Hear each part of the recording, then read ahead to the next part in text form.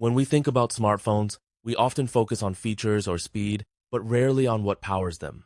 Dr. Williams, could you shed light on where the essential cobalt in our phones actually comes from? Certainly. Over 60% of the world's cobalt is extracted from the Democratic Republic of the Congo. What's troubling is that much of this mining is done by hand, often involving children working in hazardous conditions for minimal pay. These human costs are frequently overlooked in the tech supply chain. It's sobering to realize that our daily devices are linked to such exploitative practices. For listeners who might wonder, what are some direct social consequences for communities involved in this mining? The impacts are profound. Besides health risks from toxic exposure and accidents, children miss out on education, perpetuating cycles of poverty. A 2022 UNICEF report estimated that over 40 children work in these mines, highlighting a stark ethical dilemma tied to our digital lifestyles. As we transition, understanding these origins underscores the importance of responsible consumption. Let's explore how this connects to broader health and environmental concerns. Building on the mining discussion, mobile phone use itself also has health and ecological impacts.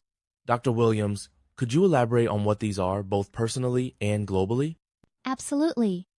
On a personal level, excessive phone use can lead to eye strain, headaches, and posture-related issues like text neck. Environmentally, mining for materials like cobalt and lithium contaminates water sources and disrupts aquatic ecosystems, as reported by the World Wildlife Fund. That's a crucial point. Could you provide a scenario that illustrates this environmental impact in a tangible way? Imagine a river near a mining site. Toxic runoff from mining operations poisons fish and plants downstream.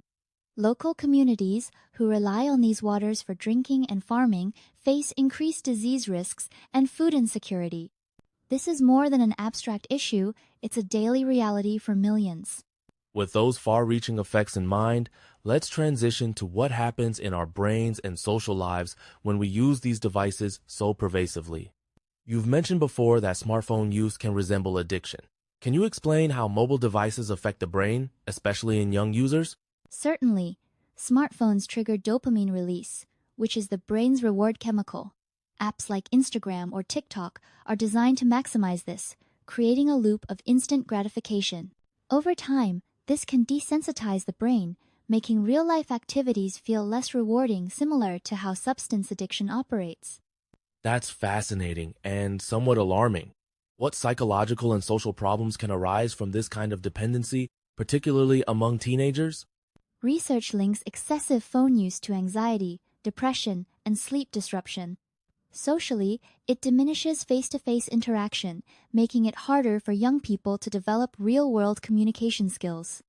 A 2021 Pew survey found that over 54% of teens struggle with in-person conversations due to digital overuse. Given these risks, it's vital to discuss strategies for mitigating harm both on individual and societal levels. Let's dive into solutions next.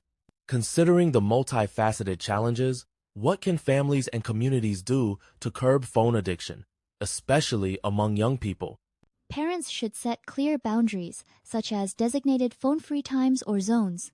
Open conversations about health risks and modeling balanced behavior are crucial. Schools can run awareness campaigns, teaching students about the downsides of excessive screen time and encouraging real-world socialization. And on a broader scale, how can we address the environmental burden, such as electronic waste from discarded devices? Promoting robust recycling programs is key. Manufacturers should be incentivized to design phones with longer lifespans and modular parts, making repairs and upgrades easier. For example, the Fairphone initiative creates devices meant to be easily repaired and recycled, reducing e-waste by up to 30%. For listeners looking for practical steps, using built-in screen time tools and creating device-free activities can help manage usage. Ultimately, a collective shift towards mindful technology use can benefit both our health and the planet.